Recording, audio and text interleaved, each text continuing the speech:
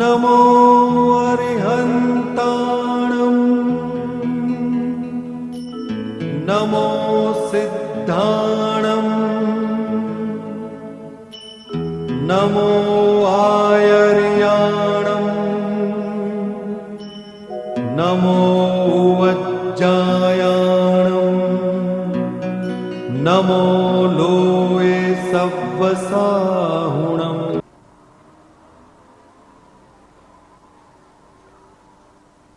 જાગૃત થઈએ, આત્માને એટેન્શનની પોઝિશનમાં લાવી દઈએ.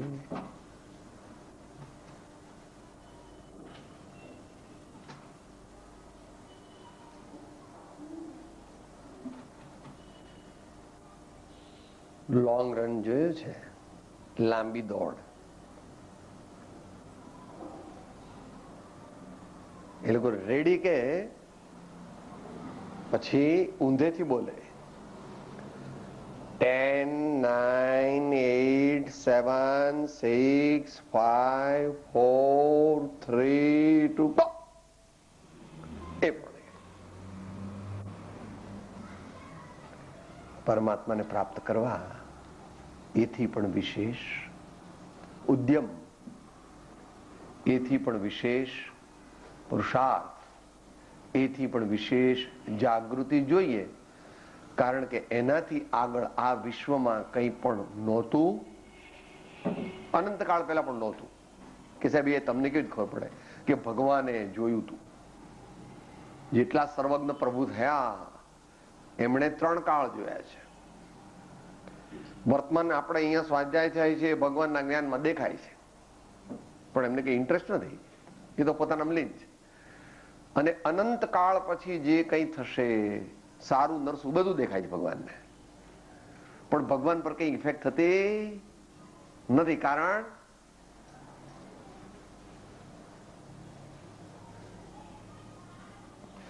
જો તમારા બાબાને જ પણ પકોડી પૂરી ખાવામાં એવી લીનતા થઈ જાય છે કે તમે એને પૂછો, પહેલા કેવી થઈ, મહિલા કેવી થઈ, જવાબ આપતો નથી. બેરો થઈ ગયો સાહેબ, મારા દીકરાને બેરો કહો છો? હા. તો કેમ જવાબ નથી આપતો? એ લીન થઈ ગયો છે. ત્યાં આગળ પકોડી પૂરીનો સ્વાદ લેવામાં લીન થઈ ગયો છે. બજરામ એને ક્યારથી પૂછું છું કેવી થઈ, પકોડી પૂરી બરાબર, ભેળ બરાબર છે? હા મમ્મી સોરી, હા બહુ સરસ થઈ ગયો, બહુ સરસ, થેન્ક યુ વેરી મચ. હા બહુ તે મહેનત કરીને બહુ સરસ થઈ છે. આ તો એક હે માં તારા દીકરાની વાત છે, પણ આ તો 3 લોકના નાથ જે આનંદ ઘન થઈ ગયા, વિજ્ઞાન ઘન થઈ ગયા. જો કે આપણા કોઈના જ્ઞાનનો વિષય નથી, એમ કૃપાળુદેવ કહે છે. જે પદ શ્રી સર્વજ્ઞ દીઠું જ્ઞાનમાં કહી શક્યા નહીં, પણ તે શ્રી ભગવાન જો તે સ્વરૂપને અન્ય વાણી તે શું કહે, અનુભવ ગોચર માત્ર રહ્યું તે જ્ઞાન. પણ એનું ઇન્ડિકેશન કર્યું છે. એટલે આપણે થોડો 14 મહિના થયા આપણે અહીંયા સ્વાધ્યાય કરીએ છીએ, 12 થી કરીએ છીએ. અને આ 14 અંતે પણ ફેબ્રુઆરી મહિનો આવી ગયો. તો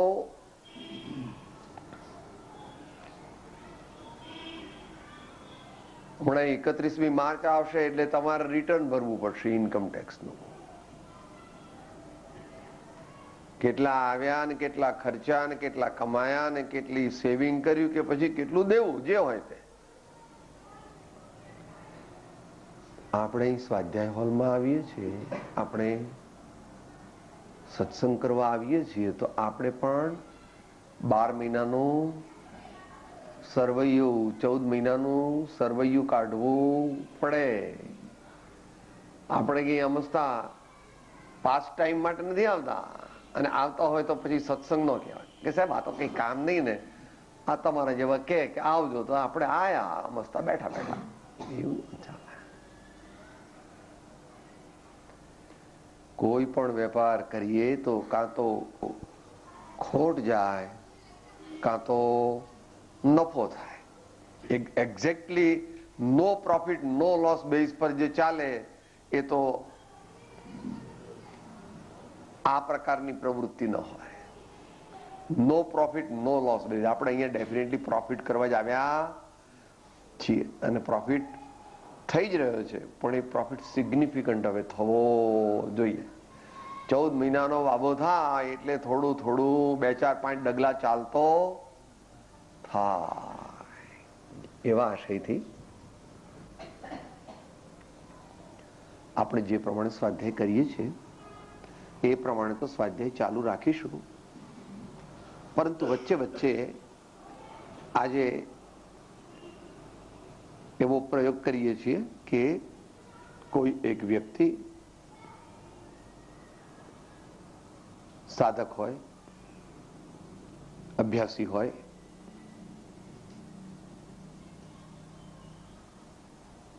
જે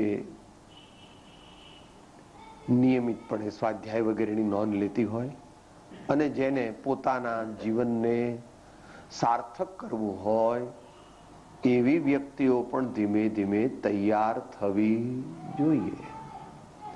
અને એવી વ્યક્તિઓએ ટ્રેનિંગ માટે once in a month minimum Koba આવવું જોઈએ અથવા એ પ્રકારે ગાઈડન્સ મેળવવી જોઈએ કે કેવી રીતે અમે અભ્યાસમાં આગળ વધીએ. અભ્યાસ એટલે કઈ એકલો સ્વાધ્યાય કરવો એ અભ્યાસ નથી.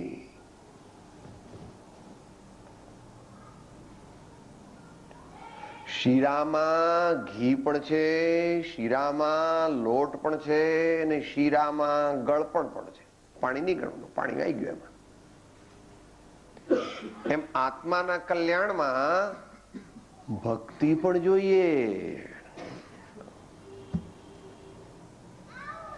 મને ચાકર રાખો જી ગિરધારી લાલા, ચાકર રાખો જી.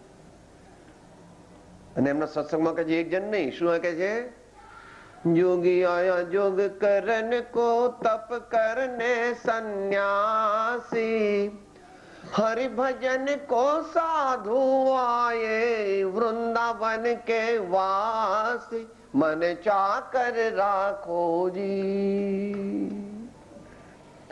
हमारा संतो सादी भाषा बोले, तो विद्वान लोग શું કહો? A synergistic and balanced development of the head, the heart and the hand constitutes the path of salvation.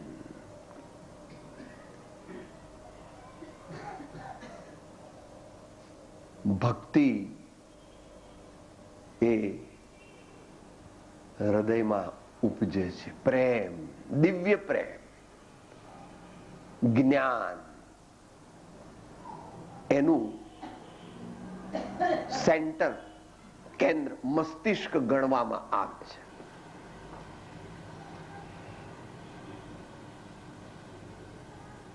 અને હાથ અથવા ચારિત્ર એમાં નિસ્વાર્થતા જોઈએ અને જગતના પદાર્થો પ્રત્યે અનાસક્ત ભાવ જોઈએ. જેને દુનિયાના પદાર્થોમાં તીવ્ર લગાવ હોય તેને પરમાત્માના દર્શન થઈ શકે નહીં. કારણ કે એનું ચિત્ત તો પદાર્થ દુનિયામાં ચોંટી ગયું છે, તો પછી ભગવાન પ્રત્યે વળે કેવી રીતે? એટલે આજે આ થોડી ઇન્ટ્રોડક્શન કરી. આદરણીય શ્રી મણિભાઈ પણ હમણાં પધારશે 5-10 મિનિટમાં. આપણે એને અભ્યાસ વર્તુળ રૂપ ધર્મ વાર્તા, અભ્યાસ વર્તુળ રૂપ ધર્મ વાર્તા એવું કંઈક નામ આપીએ. નામ ગમે તે આપો, આપણે તો આપણું જીવન ઊંચે લઈ જવું છે. આપણે તો આપણું જીવન ઊંચે લઈ જવું છે. આ કથા નથી. આખી કથા પછી કે સાહેબ સીતાનું હરણ થયું, પછી હરણની સીતા ક્યારે થઈ? હે, એવો પ્રશ્ન પૂછે તો કે સીતાનું હરણ થયું પછી હરણની પાછી સીતા થઈ ગયા, ક્યારે થઈ ગઈ? કે ભાઈ એવાનું કામ નથી પ્રભુ.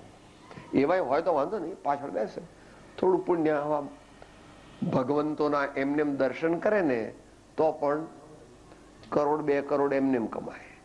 આવા ભગવાનના દર્શન માત્ર કરે, ભાવપૂર્વક વંદન કરે, ભલે બીજું કઈ ન સમજે તો પણ એને કરોડ 2 કરોડ તો પેલા એક્સ્ટ્રામાં આવી જાય. અને જો સમજે તો એટલે મીરાબાઈ કહે છે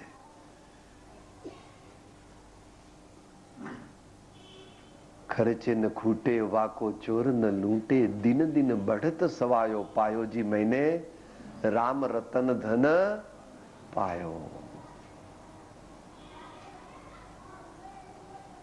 એટલે આપણે ભાઈઓ અહીંયા નામ લખીને થોડા થોડા એ પ્રમાણે અભ્યાસમાં આગળ વધીશું. કોઈ પણ કાર્યની પ્રથમ ભૂમિકા વિકટ હોય છે તો અનાદિથી અનભ્યસ્ત એવા મુમુક્ષુપણાની પ્રથમ ભૂમિકા વિકટ હોય તેમાં શું આશ્ચર્ય? કોઈ કે સાહેબ આવું બધું તો અમને ન ફાવે, બધું નહોતું ફાવતું, ફબડાવ્યું, બહેનોને વધારે ફબડાવવું પડે, સાસરે જાય ત્યારે બધું નવું, આખો લાઈફનું પેટર્ન ચેન્જ કરી નાખવું પડે. પિયરના બધા નોર્મ્સ હોય એનાથી સાસરિયાના નોર્મ્સ ઘણા જુદા હોય, પણ તોય ધીમે ધીમે ધીમે શું કહો છો? Adjust, adapt, accommodate. Adjust, adapt, accommodate. પેલો 4 વર્ષનો બાબો પણ નિશાળે જાય તો રડે કેટલું, નથી જવું, નથી જવું, નથી જવું, નથી જવું. અને પછી 6 મહિના 12 મહિના પછી રવિવાર કે મમ્મી મારે નિશાળે જવાનું છે. આપણે કે બેટા રવિવાર છે આજ તો, પણ મને તો જવું છે.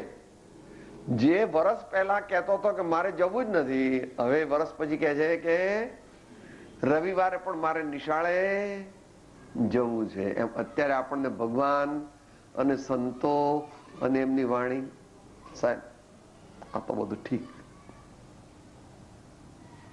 આ બધું કઈ તમે આવું સાચું કેટલું માનો છો? ભગવાન ને પાપ ને પુણ્ય ને ધર્મ ને બધું. અરે ભાઈ હું માનું કે તું માને, ન માને, કોઈ ન માને તો જે છે તે તો છે. એવું ભગવાન, દરેક ભગવંતો એવું કહ્યું છે. મહાવીર ભગવાન સ્પેસિફિક છે એમાં. ધર્મ વસ્તુ સ્વભાવ, ધર્મ વસ્તુ સ્વભાવ. આ પુસ્તક છે તે કાગળનું અને પૂંઠાનું ને એની અંદર છાપેલા છે વચનામૃત. કોઈ કે આપણે બધા મોટેથી બોલીએ કે સોનાનું છે, સોનાનું છે, સોનું તો થઈ જાય સોનાનું. આપણે બધા બોલીએ, બીજા 1000 માણસ ભાડુથી લઈ જાય કે બધા બૂમ પાડો કે આ પુસ્તક સોનાનું છે, આ પુસ્તક સોનાનું છે, બની જાય. ધર્મ વસ્તુ સ્વભાવ. એ કે એનો સ્વભાવ બદલે નહીં. સળગતો અંગારો કઈ આપણને ઠંડક ન આપે.